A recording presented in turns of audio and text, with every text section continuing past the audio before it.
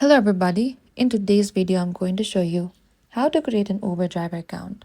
So firstly, make sure you have downloaded the Uber driver app and open your Uber driver app. And once you get into this interface, here you need to enter your phone number, or you can also continue with the Apple, Google or email. As I'm going to select this Google there and select continue in the bottom right. So again, for the confirmation, you need to type down your phone number and select next in the bottom right. And after that, you need to upload required documents. You'll typically need to upload a valid driver's license, vehicle registration, and a proof of insurance, and additional documents required in your country or the region.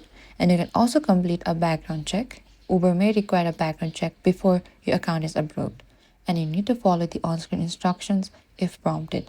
And Uber will review your information and documents, and once approved, you will receive a notification that your driver account is active. And that is it.